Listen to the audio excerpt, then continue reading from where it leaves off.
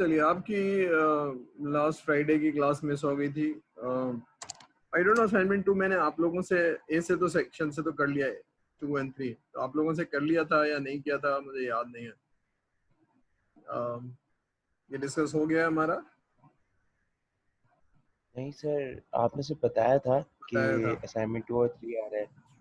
ठीक है, चलिए, तो आप लोग थोड़े से पीछे हैं बिकॉज ऑफ योर 2 क्लासेस। ठीक है, चलिए, तो हमने असाइनमेंट 2 और असाइनमेंट 3 करना है। तो असाइनमेंट 2 क्या है? वो ये है कि हमने एक SRS बनानी है, combination of 2 and 3। Software engineer requirement engineering पढ़ने के बाद हमें थोड़ा सा प्रैक्टिस करनी है कि बनती कैसे है। तो we studied the theory, but due to corona we could not go anywhere. Normally मैं लेके जाता हूँ कहीं सॉफ्टवेयर हाउस में, आपको मिलवाता लोगों से, सारा कुछ करता है 12। तो we are doing it exercise. ठीक है, तो असाइनमेंट दिया जा रहा है 2 और 3, इसका पार्शियल सोल्यूशन सर करेंगे। ठीक है, आपके साथ बैठ के आपको एक असाइनमेंट दिया जा रहा है और आज बैठ के करेंगे थोड़ा सा। और ये एक्चुअली हैंड्स ऑन है, तो पार्शियल इसलिए कह रहा हूँ कि कंप्लीट नहीं है ये, आपने थोड़ा सा बैठना होगा, टाइम लगाना होगा। ये तरीका बता देगा आपको कैसे करना है। ठीक है, तो असाइनमेंट 2 जो है वो प्री रिक्विजिट है understanding of the domain. Actually तो एसआरएस ही बनानी है, लेकिन एसआरएस बनाने के लिए हमें डोमेन की रीजनेबल नॉलेज होनी जरूरी है। ठीक है, तो आज हम थोड़ा सा वो पढ़ेंगे और देखेंगे, और फिर नेक्स्ट लेक्चर में हम असाइनमेंट 3 को देखेंगे और एसआरएस को देखेंगे। एसआरएस का वो वाला फॉर्मेट है जो आपको एफआईपी में करना है, जो डीएचएस उफा का फॉर्मेट है, उसको मैंने लिया है एज ए सैम्पल। बट आपके लिए कोई भी, आप IEEE का ले सकते हैं, कोई भी ले सकते हैं। ठीक है, तो will try to understand the business. अच्छा, एक बात ये है कि जहन में रखिए, I am not HR expert, I pretend to be your customer. और तो मैं आपको थोड़ा सा बता रहा हूँ कि भाई HR क्या होता है। तो जिसके जहन में सवाल होगा वो मुझसे कर लेगा, मैं उसको और जवाब दे दूंगा। But keep in mind that I am not an HR expert. The knowledge I had is I developed the system, मतलब I was a BA for a city bank। तो वो वाली नॉलेज है थोड़ी सी। ठीक है, अब असाइनमेंट नंबर 2 क्या है कि जी बिजनेस रिक्वायरमेंट है, जो आप पढ़ते थे कि बिजनेस रिक्वायरमेंट होती थी, उससे एक प्रॉब्लम ड्राइव होती थी, फिर उससे हम एक सोल्यूशन की तरफ जाते थे। जो कुछ हमने थ्योरी में पढ़ा था उसको दोबारा से पढ़ना पड़ेगा आपको। Business requirement, stakeholder requirement and solution requirement या फंक्शनल रिक्वायरमेंट। ठीक है, तो फंक्शनल रिक्वायरमेंट की आपने FS की डॉक्यूमेंट तैयार करनी है। तो लिखा हुआ है इसमें, मैं थोड़ा सा बड़ा कर देता हूँ ताकि आपको, ठीक है। Assume that you are developing a software for 500 800 people। अभी आपने assume करना है, और करंट सिचुएशन में ये एंटिसिपेशन है कि आने वाले सालों में business would not be as usual. ठीक है ना, बिजनेस वुड रिड्यूस। और तो अब आपने कुछ करना है, तो आपने कॉस्ट को रिड्यूस करना है यूजिंग एनी मेथड अवेलेबल। तो टेक्नोलॉजी में हम थोड़ा सा जाना चाहते हैं और अपने ऑपरेशन को एफिशिएंट बनाना चाहते हैं। ठीक है, अब ये एक बिजनेस रिक्वायरमेंट है। अब बिजनेस रिक्वायरमेंट है तो आपने HR को के प्रोसेस को ऑटोमेट करना है। ठीक है, तो HR के प्रोसेस को ऑटोमेट करने के लिए हमने एक सॉफ्टवेयर बनाना है। तो सॉफ्टवेयर की requirement as a requirement engineer आप लोगों ने लिखनी है। तो उसको समझने के लिए थोड़ा सा हम देखते हैं क्या करना होगा। तो ये 5 मॉड्यूल हैं जो आपने बनाने हैं, या इसकी रिक्वायरमेंट आपने लिखनी है।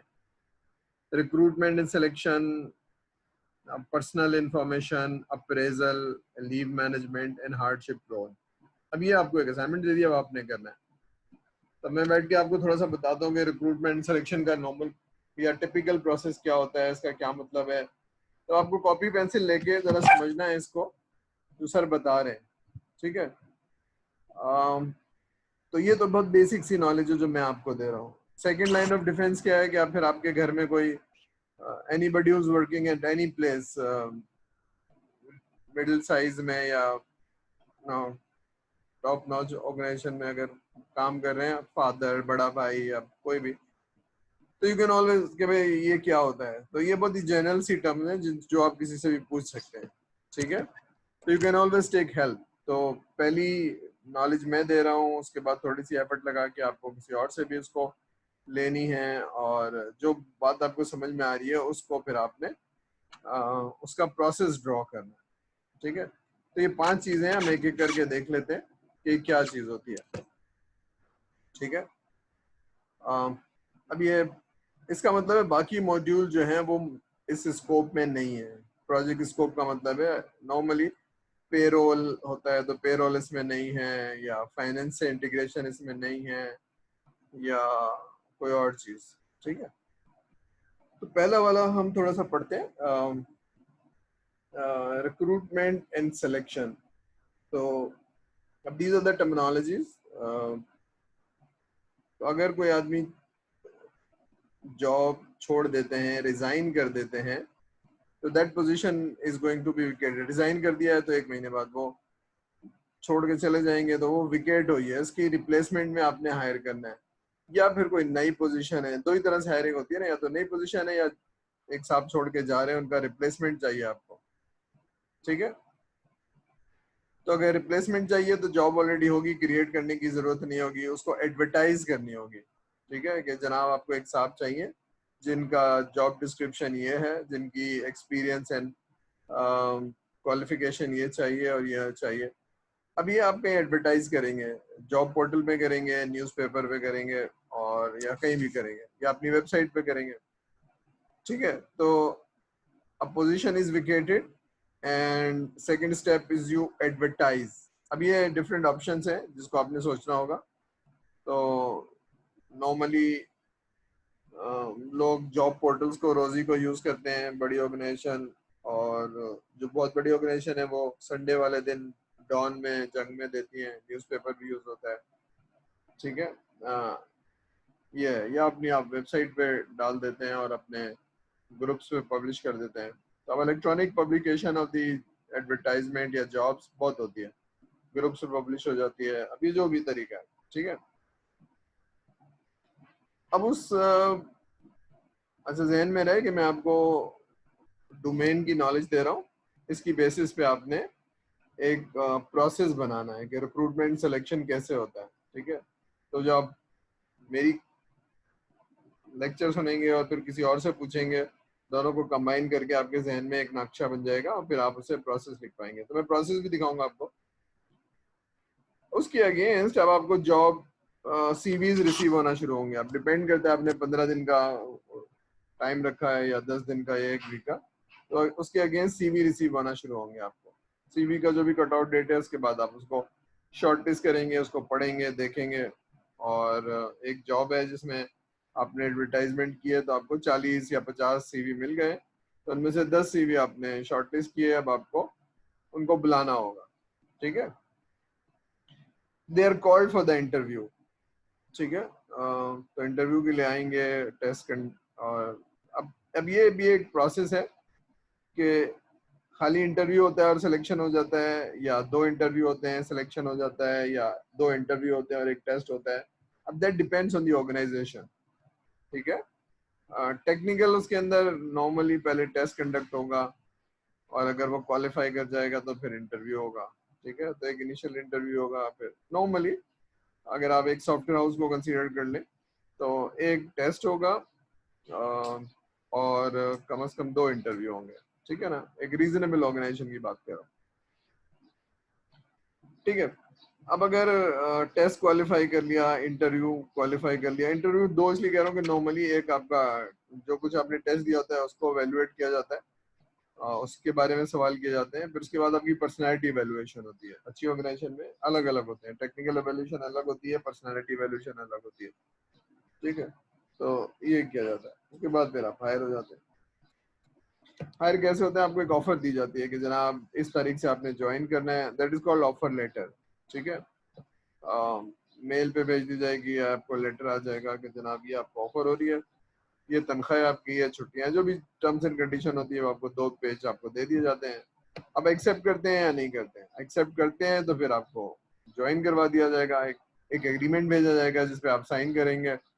ऑफिस आके पहले दिन आप ज्वाइन करेंगे, साइन करेंगे, फिर आपकी मतलब एक इंट्रोडक्शन होती है ऑर्गेनाइजेशन से, सारा कुछ है, फिर आप एम्प्लॉय कर लेते हैं, ज्वाइन कर लेते हैं, आप यू बिकम द एम्प्लॉय। ठीक है, इसमें कोई सवाल किसी का, कोई चीज? रिक्रूटमेंट एंड सिलेक्शन का एक प्रोसेस है। रिक्रूटमेंट कब होती है? जब कोई आदमी छोड़ के जाता है या कोई नई पोजीशन होती है। ठीक है, हम सॉफ्टवेयर हाउस हैं, हम ऑरेकल की डेवलपमेंट करते हैं, लेकिन अब हमें जावा में जाना है, तो हमें एक टीम बनानी है, तो दैट्स ए न्यू पोजीशंस, मतलब 10 जावा के डेवलपर, या फिर एक डेवलपर है जो छोड़ के चला गया है, बहुत जाते रहते हैं, तो फिर उसकी जॉब्स है अनाउंस होती है और फिर आप उसको हायर कर लेते हैं। जी अली, सवाल आपका पूछिए। सर ये जो टिपिकल प्रोसेस हैं, हमने बेसिकली इसका जो है वो फ्लो चार्ट या जो स्ट्रीमलाइन डायग्राम है वो बनानी है। जी, पहले ये प्रोसेस समझ में आया, फिर अभी चलते हैं क्या करना है। ये समझ में आ गया? इसमें कोई सवाल, कोई चीज पूछना चाहें रिक्रूटमेंट एंड सिलेक्शन को? अली, इसमें कोई सवाल है? नो सर, इसमें नहीं है। सही है। अच्छा देखिए, अभी जो मैंने 2 मिनट में बताया या 5 मिनट में बताया, तो this is the first introduction of the recruitment and selection. लेकिन मेरा अजम्पशन ये है कि आपके फादर, बड़ा भाई या कोई भी ऑफिस में होगा जो इस प्रोसेस से गुजरे होंगे, उनको नौकरी मिली होगी, तो आपके साथ क्या हुआ था और आप इससे मैच कर लेंगे। ठीक है, तो ये दोनों चीजों को मिला के फिर आपने रिक्रूटमेंट का प्रोसेस देखना है। ठीक है, तो आपने क्या करना है मैं आपको बता देता हूँ, वो मैंने करके दे दिया है, वो मैं डॉक्यूमेंट अपलोड भी कर दिया है। ठीक है, तब मैं जाता हूँ उस दूसरे डॉक्यूमेंट पे कि आपने क्या करना है। और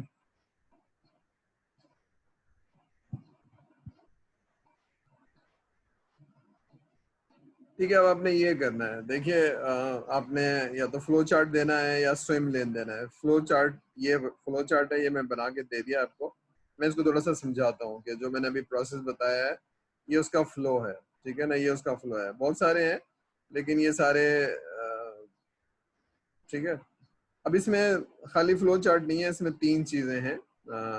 मैं इस तरह से बनाता हूँ, इसको आईकॉर कहते हैं। ये प्रोसेस है, ये डॉक्यूमेंट है मैनुअली, और ये कंट्रोल या वर्क फ्लो कहलाता है।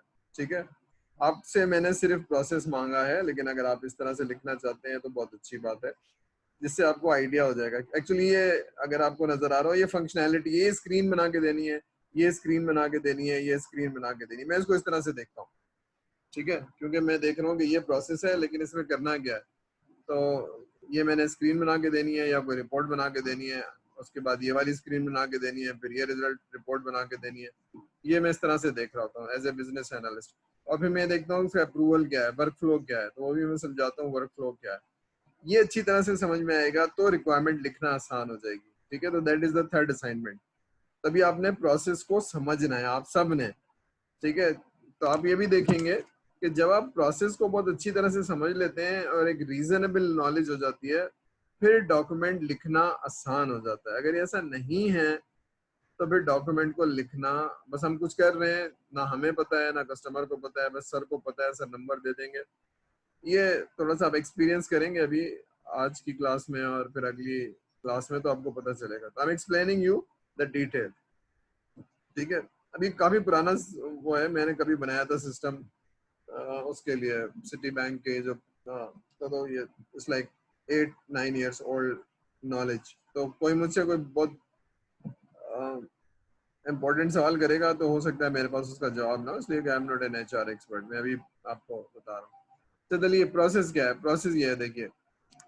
अच्छा, इसमें एक चीज और भी नोट कीजिए कि इसमें डॉक्यूमेंट या जो फ्लो चार्ट के जो नोटेशन है वो डिफरेंट है। ठीक है, आप देख रहे हैं हर चीज डब्बा नहीं है, देर आर डिफरेंट नोटेशन, तो वो थोड़ा सा पढ़ लीजिएगा, पढ़ा होगा किसी कोर्स में आपने। तो पहला प्रोसेस क्या होता है कि रिक्रूटमेंट के लिए कोई एक एप्लीकेशन भरवाई जाएगी, एम्प्लॉय रिक्रूटमेंट फॉर्म होगा। तो कौन भरेगा? जिस डिपार्टमेंट से लोग छोड़ के जा रहे होंगे वहां के हेड भरेंगे कि भाई मुझे इतने लोग चाहिए और ये स्किल सेट के चाहिए। ये अगर आप राइट साइड पे देखेंगे ना, यहाँ लिखा हुआ है कंट्रोल में, इसको थोड़ा सा और बड़ा कर देता हूँ।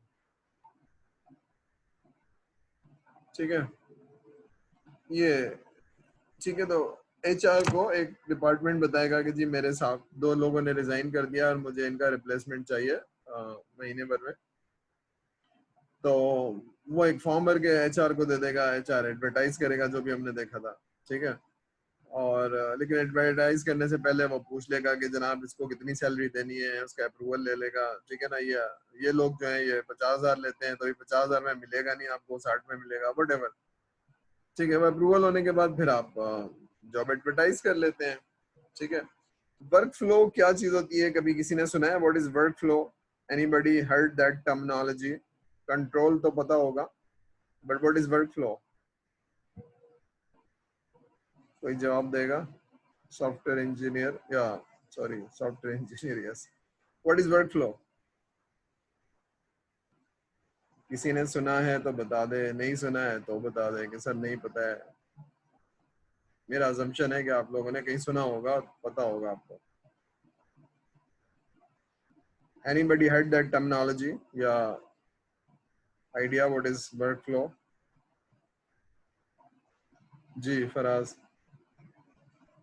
सर एक चीज का मतलब इनिशियल प्रोसेस होती है, इनिशिएट कहाँ से होती है और फिर वो उसका फ्लो कैसे खत्म होगा एंड तक। हाँ देखिए, ऑटोमेशन में 2 चीजें हैं। एक तो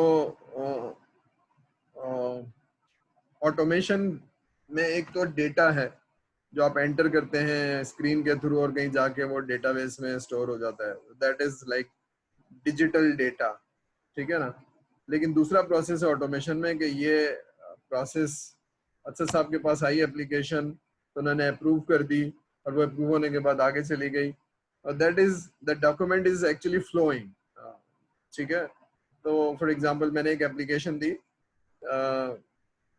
DHS उफा में हमारे नबील साहब को, तो नबील साहब डीन अपना डिपार्टमेंट हेड के पास जाएंगे, मुबीन साहब के पास, वो या तो अप्रूव करेंगे या डिसअप्रूव करेंगे। वो अप्रूव करेंगे तो फिर वो मेरे एचआर के रिकॉर्ड में जाएगी। तो this is a document which is flowing.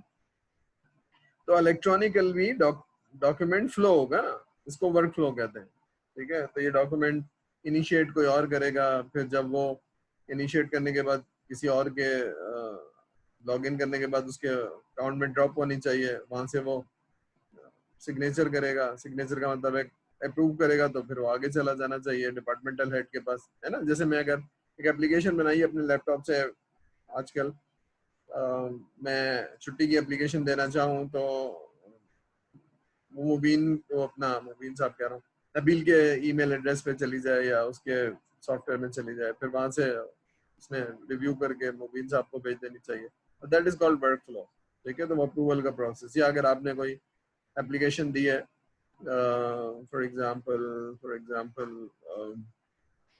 किसी भी चीज की, तो वो भी एक राउट्स के थ्रू जाती है। डीन साहब को भेजी है तो लेकिन पहले वो डिपार्टमेंट आएगी, फिर वो मुबीन साहब के पास जाएगी और फिर वो डीन साहब के पास जाएगी, that is called work flow, ठीक है। तो जब आप एप्लीकेशन बनाते हैं तो अभी आपके जहन में शायद ये है कि आप सिर्फ एंट्री स्क्रीन्स बनाएंगे और वो बनाएंगे, लेकिन वर्क फ्लो नहीं बनाते आप। लेकिन ये बाकायदा वर्क फ्लो अवेलेबल होते हैं डॉक्यूमेंट्स के अंदर जो कि लेके जाते हैं। जब आप अपनी आईडी से लॉगिन करते हैं तो आपको वो डॉक्यूमेंट ड्रॉप हुए नजर आते हैं। फॉर एग्जांपल मैं डिपार्टमेंट का हेड हूँ, तो जब मैं लीव मैनेजमेंट खोलूंगा तो मुझे अपने डिपार्टमेंट के लोगों की लीव एप्लीकेशन नजर आनी चाहिए। मैं तो अप्रूव करूंगा या कमेंट करूंगा या उसको डिसअप्रूव करूंगा, तो that is called work flow. Control क्या है? कंट्रोल में यही कि सिग्नेचर होगा, उसको कंट्रोल भी कहते हैं। सिग्नेचर होगा तो आगे जाएगी, नहीं होगा तो नहीं जाएगी, तो वो इलेक्ट्रॉनिक सिग्नेचर होगा ना किसी भी का। ये चलिए, तो वर्क फ्लो, तो अब थोड़ा सा इसको देखना है कि मैं आप लोगों ने वो ये कि जी आपने सॉफ्टवेयर इंजीनियर हैं तो सॉफ्टवेयर बनाना है, तो मैंने जो भी प्रोसेस है रिक्रूटमेंट का, सिलेक्शन का, उसका अल्टीमेट क्या है? उसका अल्टीमेट ये है कि हमने सॉफ्टवेयर बनाना है। तो सॉफ्टवेयर में क्या क्या बनेगा, कैसे बनेगा, इस पर्सपेक्टिव से देखना है प्रोसेस को, ठीक है। आपने एचआर का एक्सपर्ट नहीं बनना है, आपने इस पर्सपेक्टिव से देखना है, ठीक है। तो हम जरा प्रोसेस शुरू करते हैं। अच्छा, that can be different for different organisation. तो आपने एक टिपिकल प्रोसेस देखना है। तो एक साहब छोड़ के जा रहे हैं या 2 साहब छोड़ के जा रहे हैं, तो एक एम्प्लॉय का फॉर्म भर दिया आपके डिपार्टमेंटल हेड ने, वो फॉर्म भरने के बाद आया एचआर के पास, उसका अप्रूवल होगा जो भी है, या तो वही अप्रूवल देंगे या कोई और अप्रूवल देगा। बहरहाल वो एक साहब छोड़ के जा रहे हैं, जॉब एडवर्टाइज हो गई, ठीक है। जॉब एडवर्टाइज देखिए राइट साइड पे लिखा हुआ है, first check if the person is available internally. अब ये बहुत बड़ी ऑर्गेनाइजेशन है तो देखा जाता है, वरना फिर ऐसा नहीं होता है, वरना आप एडवर्टाइज कर लेते हैं, ठीक है। कुछ जगहों पर होता है कि जनाब एक टीम लीड छोड़ के चला गया तो नीचे वाले को प्रमोट कर दो, ऐसा भी होता है। तो आप इंटरनली देखते हैं, इंटरनली नहीं है तो फिर आप बाहर से हायर करते हैं, एडवर्टाइज करते हैं। तो एडवर्टाइज करने के बहुत सारे तरीके हो सकते हैं, आप थोड़ा सा सोच लीजिएगा। आजकल व्हाट्सएप के ऊपर भी एक तरीका है, उससे पहले ईमेल भेजी जाती थी, वेबसाइट पे भी डाल दिया जाता है। नॉर्मली एडवर्टाइजमेंट होता है और रिसीव जो है ना आपका सीवी अपनी वेबसाइट पे होता है। देख लीजिए कि लेटेस्ट ट्रेंड क्या है, ठीक है। ये आपने एडवर्टाइज कर लिया, एडवर्टाइज कर लिया, अब आपके पास एप्लीकेशन आ रही है। अच्छा, देयर आर टू मेथोडोलॉजी। अगर आपके पास सीवी आ रही है तो वो हर आदमी ने अपने अपने तरीके से लिखी होगी, उसको शॉर्टलिस्ट करना जरा मुश्किल हो जाता है। तो अच्छा तरीका ये होता है कि आप उनसे अपनी वेबसाइट पे राउट करवाते हैं और उनसे एप्लीकेशन भरवा लेते हैं, उसको कंपेयर करना आसान हो जाता है, ठीक है। तो अब मैं ये थोड़ा सा आपको दिखा रहा हूँ कि डॉक्यूमेंट नॉर्मली कैसा होता है, वो उसमें किस किस्म के सवालात होते हैं। ये एक्चुअली आपने देखना होगा, मैं दिखाता हूँ आपको।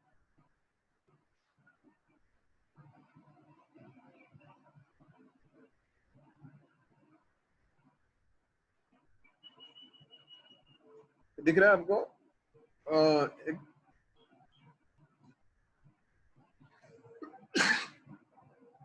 ये you can see that job application. जी सर। जी, अब ये बहुत सारे सवाल आते हैं, जो जो आपने सीवी दिखा है वो ठीक है, लेकिन अब हमें जो एवेलुएट करना है वो किसी और तरह से देखना है। तो पर्सनल इंफॉर्मेशन है, देख रहे हैं आप, डिटेल नाम है, position applied, date of birth, ठीक है। फिर ये चीजें पूछनी है, एनी डिसेबिलिटी। अच्छा, ये पूछा जाता है आपके बारे में कि डू यू अंडरस्टैंड योर, फिर फैमिली के बारे में इंफॉर्मेशन ली जाती है। ठीक है, तो फैमिली के बारे में क्यों पूछा जाता है, ये आप एचआर एक्सपर्ट बनेंगे तो आपको पता चलेगा कि फैमिली के बारे में फॉर ए रीजन पूछा जाता है, ठीक है। ताकि क्योंकि आपने 10 घंटे हमारे साथ गुजारने हैं, तो व्हाट इज योर पर्सनैलिटी। तो बहुत सारे लोग टेक्निकली अच्छे होते हैं लेकिन उनकी पर्सनैलिटी ऐसी होती है वो मिक्सअप नहीं हो पाते। तो this is very important for the organisation, की फैमिली आपके बारे में सारा पता होना चाहिए, ठीक है। तो ये आपसी से पूछ लिया जाता है। फिर आपकी एजुकेशन है, आप देख रहे हैं फैमिली फर्स्ट है, आपकी पर्सनैलिटी पहले है, आपकी एजुकेशन बाद में। फिर उसके अलावा फिर आपका एक्सपीरियंस, फिर कुछ और चीजें पूछी जाती हैं आपसे। अब ये एक फॉर्म है जो आपसे भरवा लिया जाएगा, और कुछ रेफरेंस भी मांगे जाते हैं। खाली 15 आधे घंटे के इंटरव्यू में आपके बारे में पता नहीं चलता है, तो नॉर्मली आपसे नाम ले लिए जाते हैं जिनसे आपके बारे में वाकई में पूछा जाता है, कॉल किया जाता है और पूछा जाता है, जनाब फलाने साहब ने आपका नाम दिया है, आप उनको कैसे जानते हैं, कितने अरसे से जानते हैं, और वो बाकायदे इसमें नोट होती है, ठीक है। वो बहुत ही सीरियस होती है। तो हायर करना, किसी को अपनी टीम में शामिल करना इज ए सीरियस मैटर, ठीक है। कुछ लोग ऐसे भी हायर कर लेते हैं, लेकिन बहरहाल सॉफ्टवेयर के अंदर तो ये एक वो है, ठीक है। तो एक फॉर्म भर लिया, तो मैं दोबारा से आ जाता हूँ किस पे, उस फ्लो पे आ जाता हूँ, ठीक है। तब ये एक एप्लीकेशन का फॉर्म भर लिया, अब आना शुरू हो गया हमारे डेटाबेस में। अब फिर हमने सूटेबल कैंडिडेट ले लिया, यानी एक्सपीरियंस, फंक्शन, टाइटल के हिसाब से 50 आए थे, उनमें से हमने 10 सेलेक्ट कर लिया, ठीक है। और फिर उसके लिए इंटरव्यू शेड्यूल हो गया। इंटरव्यू शेड्यूल करने से पहले जगह होनी चाहिए, जो लोग इंटरव्यू का बोर्ड है वो लोग होने चाहिए। उसके बाद फिर आप पूछ लेंगे, जी सर 23 तारीख को बुला रहा हूँ, फलाने वक्त में आप लोग सारे अवेलेबल हैं, तो मेजोरिटी अवेलेबल है, तो फिर आप शेड्यूल कर लेते हैं, ठीक है ना। उनको 10 मिनट पहले बुला लेंगे, उनको रूम में बिठा लेंगे सारा। फिर इंटरव्यू का एक प्रोसेस होगा, कोई ना कोई होगी, तरीका कार होगा, उसका एक फॉर्म होगा, उसको कुछ पैरामीटर्स होंगे जिसपे लोग सवाल करते होंगे, और अगर कोई टेस्ट है तो टेस्ट आप कंडक्ट कर लेते होंगे, ठीक है। तो लोगों को ट्रैवल करने में अगर आप चाहते हैं आसानी देना, तो नॉर्मली ज्यादा वक्त के लिए बुला लेते हैं, 2 घंटे के लिए बुला लेते हैं। आप कहते हैं भाई आप अलग अलग आना चाहेंगे, आपका टेस्ट होगा और इंटरव्यू होगा, या आप एक ही दिन आना चाहेंगे, तो पहले टेस्ट हो जाएगा फिर इंटरव्यू हो जाएगा। तो पहले तो ये डिपेंड करता है ऑर्गेनाइजेशन पे, बाज लोग अलग अलग बुलाएंगे, टेस्ट एक अलग साहब ले लेंगे, ठीक है। अब उस रिजल्ट पे डिपेंड करेगा, या तो आप क्वालिफाई करेंगे या आप रिजेक्ट हो जाएंगे, ठीक है। तो रिजेक्ट हो गया तो बहरहाल सीवी डल गया आपका कहीं फाइल में और सारा कुछ है। शॉर्ट लिस्टेड कैंडिडेट को देखा जाएगा कि कितने 4 लोग हैं 5 हैं, उनमें से बेस्ट को ऑफर दे दी जाएगी। अगर वो एक्सेप्ट कर लेते तो बात खत्म हो जाती है। इसके बाद उसके नेक्स्ट बेस्ट जो भी 1 2 3 आ जाएंगे, 3 4 लोग, ठीक है। या फिर आप शॉर्ट लिस्ट हो गया तो फिर आप उसको सेकंड इंटरव्यू के लिए बुलाएंगे। अब ये तरीका कार है कि आप क्या करते हैं, what is your selection process.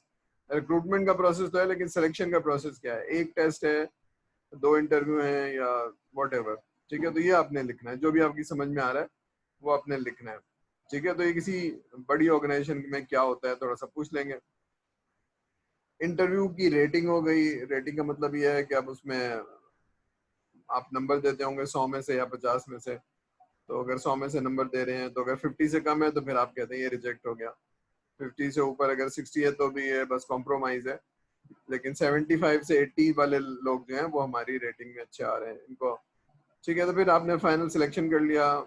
और क्रॉस वेरिफिकेशन एक्चुअली है वही है जो आपने नंबर दिए थे ना, आपने रेफरेंस दिए थे, उनसे आपके बारे में पूछ लिया गया है रेफरेंस से, तो एचआर मालूम कर लेता है इसके बारे में। फिर आप लाइन मैनेजर को भेज देते हैं या जो भी उसका इमीडिएट बॉस होता है उसको भेज देते हैं, वो अप्रूव करता है, फिर आप उसको ऑफर दे देते हैं, offer made to the candidate, ठीक है। यहाँ तक समझ में आ गया। ये प्रोसेस बनाना है।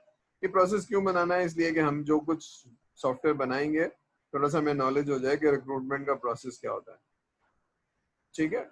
तो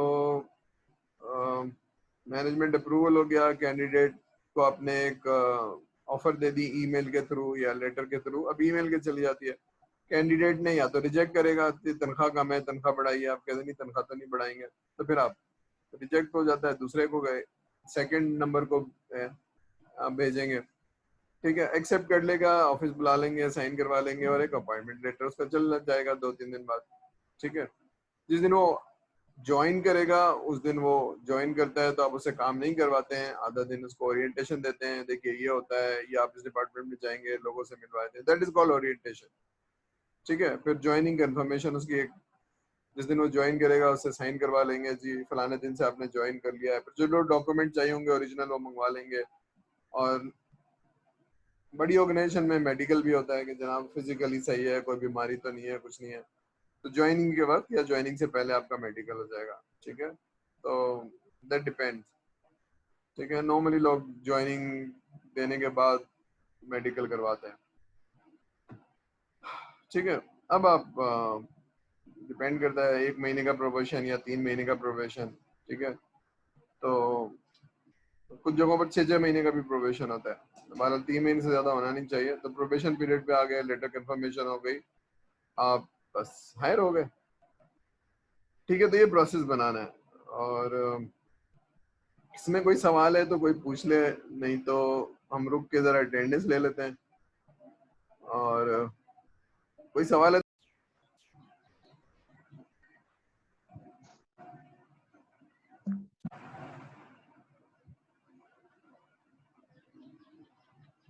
ठीक है, तो स्क्रीन नजर आ रही है आप लोगों को? ठीक है। अब मैं क्या हूँ, I am your customer and you are a requirement engineer. अब आपने थ्योरी पढ़ी हुई है, तो अब ये सारे टिपिकल प्रोसेस हैं, तो इसको मैं भी थोड़ा सा एक्सप्लेन कर देता हूँ, लेकिन जहन में रहे, क्योंकि अगर आपके जहन में नहीं रहेगा तो फिर आप उसको एज ए टेक्नोलॉजी कोर्स पढ़ेंगे और फिर आप कहेंगे थ्योरी पढ़ ली है और कुछ सीखा नहीं है। तो थोड़ा सा मैं ये बताऊं कि आपको FIP में SRS बना के देनी है। तो SRS जो मैंने अभी तक देखी है उसमें बहुत बच्चों को स्ट्रगल है, कुछ लोगों ने बनाई है लेकिन ज्यादातर लोगों को स्ट्रगल है। मेरे ख्याल से सॉफ्टवेयर इंजीनियरिंग बहुत अच्छी तरह से नहीं पढ़ी है हमने, और हमें किसी भी ऑफिस के टूल को अच्छी तरह से इस्तेमाल करना नहीं आता है। मैं शर्मिंदा नहीं कर रहा हूँ, मैं सिर्फ समझा रहा हूँ कि एक प्रोफेशनल लेवल पे अब आपको वर्ड पावर पॉइंट बहुत अच्छी तरह से आना चाहिए और आपको मालूम होना चाहिए कि टेक्निकल रिपोर्ट राइटिंग भी पढ़ी होगी तो किस तरह से होना चाहिए, तो प्रोफेशनली किस तरह से होती है। तो क्योंकि ये आपका एक इंस्ट्रूमेंट है जो आपको जॉब के अंदर, जो आप कहते हैं ना तो वो पूछता है कि प्रोजेक्ट क्या किया था, रिपोर्ट है तो दिखा दो। तो रिपोर्ट या तो बहुत जबरदस्त तरीके से इम्प्रेस करेगी या फिर वो कहेगी इसको तो रिपोर्ट लिखने भी नहीं आती। तो ये बहुत डिपेंड करेगा आपके उस डॉक्यूमेंट पे। तो बहुत मुश्किल नहीं है, इसको सीख लीजिए। तो हमने प्रोसेस सीख लिया है, थोड़ा सा हम और चीजें देखेंगे, लेकिन इन सारी चीजों को थोड़ा सा रिकवर कर लीजिए। मैं इसलिए कह रहा हूँ कि you are in a final year. अभी सारी चीजें जो पढ़ ली थी और पास हो गई थी, वो पढ़ ली थी, लेकिन अब उसको आपने प्रैक्टिकली इस्तेमाल करना है इंडस्ट्री में जाके। ठीक है, तो एनी वीकनेस यही टाइम है इसको कवर अप करने का या उसको इम्प्रूव करने का, सारी चीजें। ठीक है, तो इस कोर्स का अल्टीमेट क्या है कि हम अपने आप को सोच सकें एज ए बिजनेस एनालिस्ट और एज ए रिक्वायरमेंट इंजीनियर। उसमें हमने ये पढ़ा था कि जब आप रिक्वायरमेंट लेते हैं तो डोमेन की नॉलेज रीजनेबल होनी चाहिए जितना आप वक्त लगाएंगे। अब आने वाले वक्तों में जो रिक्वायरमेंट इंजीनियर है वो जनरलाइज नहीं होंगे, या होंगे तो बहुत डिफरेंट लेवल पे होंगे। जो बीए होते हैं वो बहुत ही स्पेसिफिक होते हैं, सप्लाई चेन का बीए, बैंकिंग का बीए या फार्मास्यूटिकल का बीए, उसकी नॉलेज इतनी जबरदस्त होती है। इंश्योरेंस का बीए, उसकी नॉलेज 10 साल में इतनी होती है ना कि वो आपको एज ए कंसल्टेंट बता रहा होता है। ठीक है, तो अब आप ये देखिए कि आपने एचआर का नाम सुना होगा, लेकिन उसमें कितनी डेप्थ होगी शायद आपको भी अंदाजा नहीं है। ठीक है, तो लोग पूरी पूरी कंपनी सिर्फ एचआर को, पीपल सॉफ्ट का नाम सुना होगा आपने। पीपल सॉफ्ट एक जबरदस्त कंपनी है जो सिर्फ एचआर का सिस्टम बनाती है। ठीक है, चलिए रिक्रूटमेंट सिलेक्शन हो गया। अब रिक्रूटमेंट सिलेक्शन हो गया तो फिर हम आप क्या करते हैं, फिर आपको एक पर्सनल इंफॉर्मेशन का एक अलग मॉड्यूल है जहाँ आपका नाम, क्वालिफिकेशन, आपने जो डिग्री ली हुई, आपकी ज्वाइनिंग डेट, आपकी स्पाउस के बारे में, आपकी फैमिली के बारे में, ये फौरन ही डल जाता है। फिर हर साल आपका प्रमोशन और इंक्रीमेंट डलना शुरू हो जाता है। फिर हर साल आपकी छुट्टियां आपने कितनी थी, कितनी नहीं की, आपको कोई लेटर मिला था, नहीं मिला था। ठीक है, एप्रिसिएशन का लेटर मिला था, रेप्रीमांड या एक्सप्लेनेशन लेटर तो नहीं मिला था। अगर रेप्रीमांड, एप्रिसिएशन का रिवर्स चीज रेप्रीमांड, बाज ऐसी हरकतें हो जाती हैं जिसपे आपको एक्सप्लेनेशन कॉल किया जाता है और आपको एक वार्निंग लेटर दिया जाता है। ठीक है, तो अगर ऐसा है तो फिर आप की प्रमोशन और ये सारी चीजें थोड़ी सी क्वेश्चन मार्क हो जाएंगी। अभी आपका पर्सनल डेटा है जो हर एक से शेयर नहीं होता, लेकिन बहरहाल आपसे और आपके इमीडिएट बॉस से शेयर होगा। ठीक है, ये वाला जो प्रोसेस है ना, अप्रेजल प्रोसेस, ये बहुत इंपॉर्टेंट है किसी भी ऑर्गेनाइजेशन के कल्चर में, उसकी प्रोग्रेस में। अप्रेजल, ये परफॉर्मेंस अप्रेजल है किसी भी टीम की, किसी भी इंडिविजुअल की। तो हमने लोगों को हायर किया है और हम चाहते हैं कि लोग मेहनत से दिल लगा के काम करें। ये ख्वाहिश होती है किसी भी टॉप मैनेजमेंट की। तो दिल लगा के कौन काम करेगा और दिल लगा के कौन काम नहीं करेगा, अब ये थोड़ी सी अंडरस्टैंडिंग करने की जरूरत है कि जहाँ जजा और सजा है वहां तो लोग मेहनत करेंगे, जहाँ जजा और सजा नहीं है वहां लोग मेहनत नहीं करेंगे। ठीक है ना, तो ये जानने की जरूरत है कि if I am being appreciated of my good work तो आई गेट मोटिवेटेड। ठीक है ना, अच्छा काम किया है, कोई तारीफ करता है, तारीफ का मतलब है लेटर मिल जाए, दो अल्फाज मिल जाएं, या फिर फाइनेंशियल इंक्रीमेंट हो जाए, तो ये अप्रिसिएशन है ना बहुत तरीकों से। अच्छा, एक चीज ध्यान में रखिए कि फाइनेंशियल इंक्रीमेंट तो खैर एक साल बाद ही आएगा, लेकिन लोगों को इनकरेज करना, अप्रिशिएट करना, ये बहुत इंपॉर्टेंट काम है। तो परफॉर्मेंस अप्रेजल होना बहुत जरूरी है। ठीक है, तो जो अनहेल्दी ऑर्गेनाइजेशन है वहां पर इनकरेज नहीं किया जाता है, और जो लोग खराब काम कर रहे हैं वो, उनका बस मालूम है कि वो खराब परफॉर्मेंस है, लेकिन उनका कुछ कर नहीं सकते, ना आप उनको निकाल सकते हैं, ना कुछ एक्सप्लेनेशन लेटर, बस चल रहा है चल रहा है। तो ये एक बहुत ही अनहेल्दी ऑर्गेनाइजेशन का कल्चर है। तो this is a very important aspect of any human resource management, appraisal, performance appraisal. ठीक है, तो ये बैकग्राउंड के साथ हम जरा देखते हैं। अब अप्रेजल क्राइटेरिया क्या है? अप्रेजल क्राइटेरिया का मतलब है दो तीन चीजें। एक तो साल में कितनी दफा होगा, 2 दफा होगा या 1 दफा होगा, कम से कम 1 दफा तो होना ही चाहिए। ठीक है, और प्रोग्रेसिव ऑर्गेनाइजेशन में 2 दफा होता है। ठीक है, इसलिए कि आपको परफॉर्मेंस, अगर वो एक प्रोग्रामर है तो 1 साल के बाद देखना बहुत लंबी हो जाएगी, हर क्वार्टर में देख लेनी चाहिए। वो ऑफिशियली नहीं होती है, लेकिन ऑफिशियली 6 महीने बाद जरूर देख लेनी चाहिए इसकी परफॉर्मेंस। तो 2 दफा करेंगे, उसका प्रोसेस क्या होगा, कौन फॉर्म भरेगा, उसके बाद क्या जाएगा, उसके बाद क्या जाएगा। और फिर किन पैरामीटर्स पे आप उसकी परफॉर्मेंस को देख रहे हैं। अब ये एक डिफरेंट है और ऑर्गेनाइजेशन टू ऑर्गेनाइजेशन भी डिफरेंट होगा। एक टेक्नोलॉजी कंपनी का अप्रेजल किसी और तरह से होगा, मैकेनिकल इंजीनियरिंग कंपनी का किसी और तरह से होगा, या एक खाद बनाने वाली कंपनी फौजी फर्टिलाइजर तो वहां पर किसी और तरह से होगा।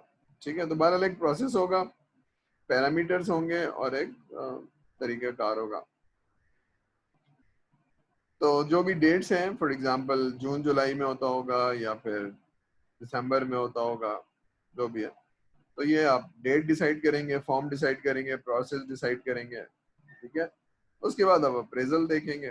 फॉर एग्जांपल मैं DHSFA में दूसरा सेमेस्टर पढ़ा रहा हूँ, तो कोई पैरामीटर होना चाहिए जिसमें मुझे अप्रेज किया जाए।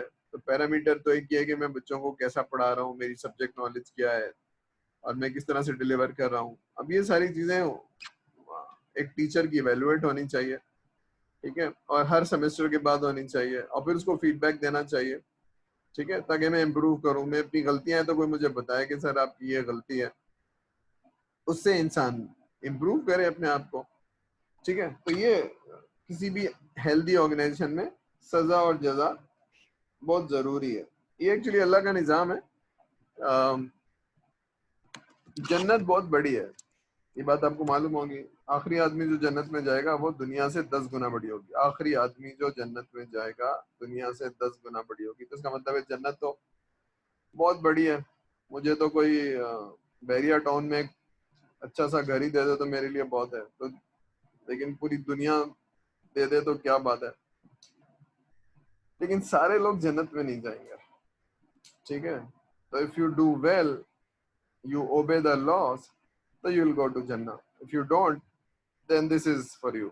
ठीक है, ये अलग जगह है, सीधे हाथ वालों के लिए, उल्टे हाथ वालों के लिए जगह। तो ये अल्लाह ताला का कानून है। अच्छा परफॉर्म करे तो उसकी तारीफ करें, उसको मोटिवेट करें, उसको अप्रिशिएट करें, उसको तनख्वाह भी बढ़ाएं, उसको आगे भी लेके जाएं। लेकिन कोई अच्छा काम नहीं कर रहा है तो आप उसको बताइए, देखो तुम्हें ये वीकनेस है, तुम्हें ये वीकनेस है, तुम्हें ये वीकनेस है। ठीक है, तो ये अप्रेजल आपने इसके बैकग्राउंड के साथ आपने करना है। तो आपका कोई तरीकाकार होगा, कोई क्राइटेरिया होगा, पैरामीटर्स होंगे, प्रोसेस होगा। ठीक है, अब आपकी कोई नॉलेज नहीं है तो आपको किसी एक चीज पे फोकस करना होगा, या तो यूनिवर्सिटी को समझ लीजिए या किसी और से पूछ लीजिए। कोई बैंक का अप्रेजल किसी और तरह से होता होगा, फार्मास्यूटिकल का किसी और तरह से होता होगा। ठीक है, अभी कैसे शुरू होगा, जो आदमी आपसे काम ले रहा है वो बताएगा आपके बारे में। ठीक है ना, जिसके अंडर आप काम कर रहे हैं, टीम लीड है, सुपरवाइजर है या मैनेजर है, वो आपके बारे में बताएगा। तो एक फॉर्म होगा जिसको वो भरेगा, उसके ऊपर उसका फंक्शनल हेड होगा, फिर वो उसको रिव्यू करेगा, वो भी आपको जानता होगा। ठीक है, और ये सब बनाने के बाद रिपोर्ट जो चली जाएगी, अच्छा बुरा एवरेज जो भी रिपोर्ट है पैरामीटर्स पे, वो चली जाएगी। ठीक है, और फिर वो HR के पास चली जाएगी। हमने तो रिपोर्ट दे दी, अब जो भी लेटर देना है या करना है वो HR डिपार्टमेंट ने करना है। तो हमने तो सजेस्ट कर दिया है कि जनाब इसकी 20,000 रुपये तनख्वाह बढ़ा दो। वो बढ़ेगी नहीं बढ़ेगी वो ये HR के ऊपर चला जाएगा। ठीक है, अगर बढ़ गई तो फिर एक लेटर इशू हो जाएगा, उसका प्रोसेस होगा, ये सारा कुछ होगा। अब मैं एक फॉर्म दिखाता हूँ आपको, इसमें कोई सवाल है तो पूछ लीजिए, वरना मैं आपको एक फॉर्म दिखाता हूँ। बल्कि वक्त हो गया आप लोगों का, बस एक फॉर्म दिखा देता हूँ, फिर मैं आपको, कोई सवाल है तो पूछ लीजिए। अप्रेजल का कॉन्सेप्ट समझ में आया, उसकी फिलॉसफी समझ में आई, उसकी इम्पोर्टेंस समझ में आई आप लोगों को? जी सर। जी, चलिए, तो अभी इसका डॉक्यूमेंट नहीं देखते हैं, उसका प्रोसेस देख लेते हैं। प्रोसेस कहाँ है भाई, जरा प्रोसेस भी देख लेते हैं।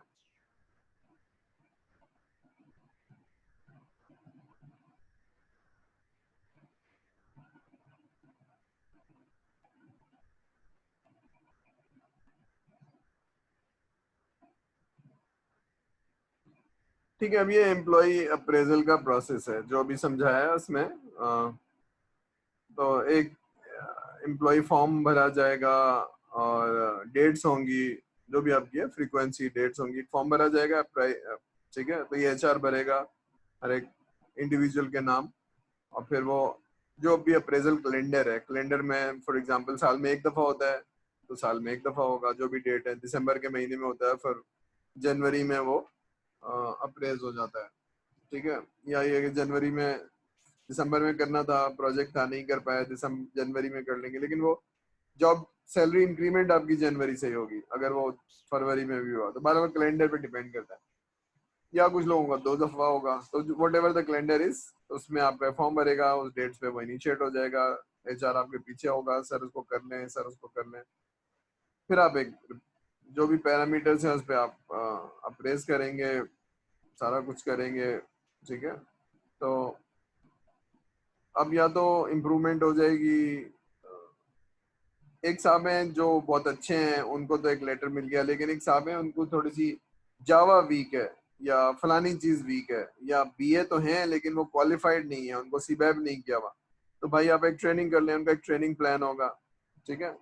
लोगों को निकाला नहीं जाता है, लोगों को इम्प्रूव किया जाता है, तो रिकमेंडेड ट्रेनिंग हो जाएगी, या कोई और चीज होगी, या गाइडेंस होगी, ठीक है। ये वो लोग हैं जो एवरेज या पुअर हैं, लेकिन जो लोग अच्छे हैं उनको इंक्रीमेंट लग जाएगा, ठीक है। तो इसका अंदर का वो प्रोसेस होगा चेक करने का, ठीक है। तो इंक्रीमेंट लग गया, इनको इंक्रीमेंट नहीं लगा या बहुत कम लगा, इनको एक ट्रेनिंग सजेस्ट हो गई, ठीक है। तो यहाँ तक बात समझ में आ गई? कोई सवाल, कोई चीज? मैं एक डॉक्यूमेंट दिखा देता हूँ आपको।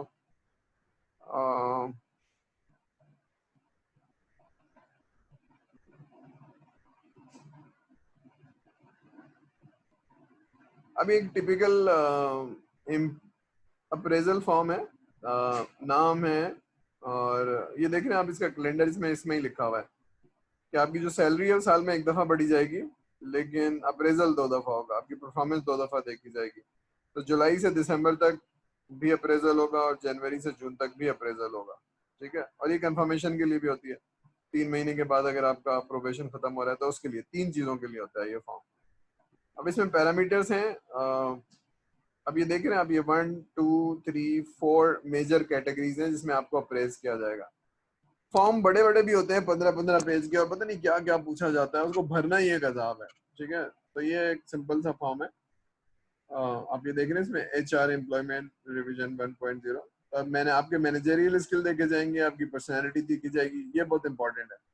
फिर आपसे वर्क रिलेटेड सवाल हैं, फिर आपकी कम्युनिकेशन स्किल्स है, और ये सारे नंबर्स को डिवाइड कर लिया जाएगा 23 से, 23 पैरामीटर्स हैं। अगर आप अभी पहली दफा बहुत ही जूनियर लेवल पे हैं तो ये 1 2 3 4 5 माइनस हो जाएंगे, तो 23 में से 5 माइनस किए तो ये 18 हो जाएंगे, तो 18 से तो वो एक पैरामीटर आपसे कंसीडर नहीं किया, तो वो नंबर भी नहीं उसमें इंक्लूड हुए, ठीक है। अच्छा, ये एम्प्लॉय को दिखाई जाती है, क्योंकि मैं अगर किसी की परफॉर्मेंस अप्रेजल कर रहा हूँ तो बताऊंगा कि C क्यों है या A क्यों है, ठीक है। तो मुझे बताना पड़ेगा, ठीक है। अगर उसकी परफॉर्मेंस अच्छी नहीं है, जॉब नॉलेज अच्छी नहीं है, तो मुझे बताना पड़ेगा, तो ये मैं भरता हूँ, उसको दिखाऊंगा, ठीक है।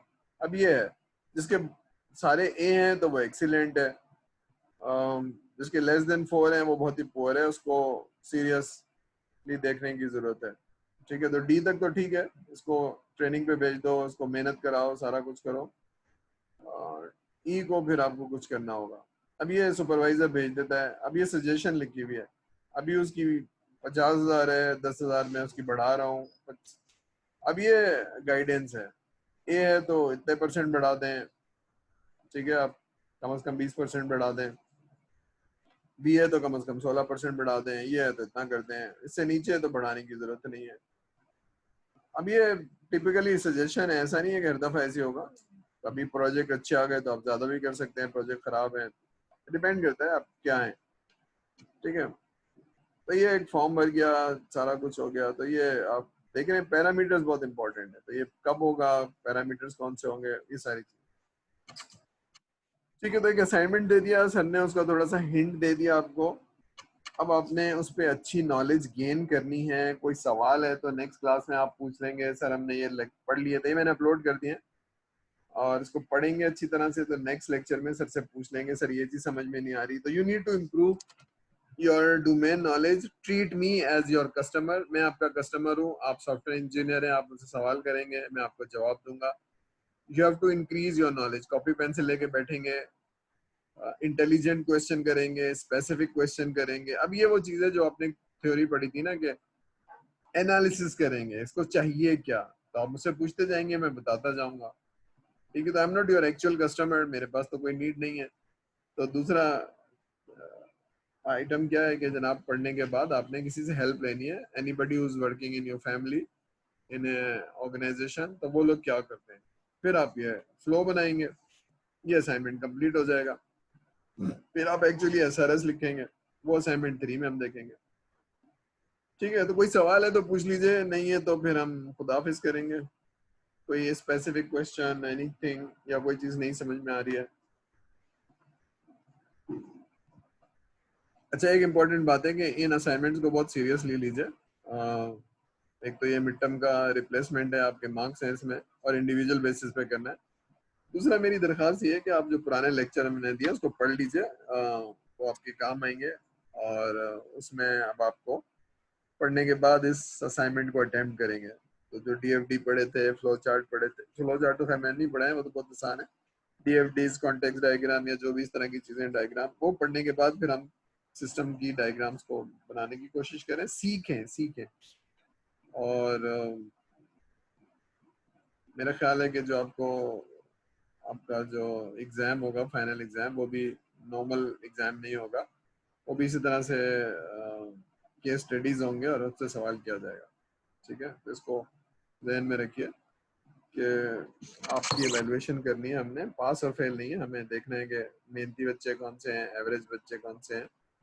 और तो मेहनत करेंगे और डॉक्यूमेंट अच्छा बनाएंगे तो उसकी वैल्यूएशन अच्छी हो जाएगी। ठीक है, कोई सवाल है तो पूछ लीजिए, एनीथिंग।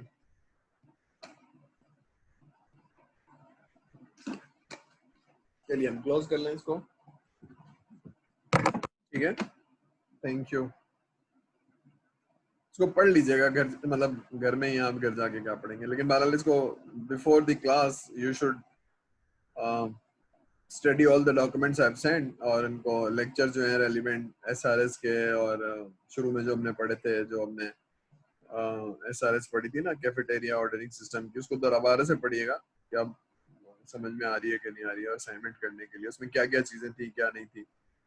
ठीक है, और जो थ्योरी पढ़ी है किस तरह से क्या करना है, इंटेलिजेंट क्वेश्चन करने हैं, प्रोबिंग कैसे करनी है, एनालिसिस कैसे करनी है, तभी एक्सरसाइज है। तब जो चीज नहीं समझ में आ रही सर से पूछूंगा।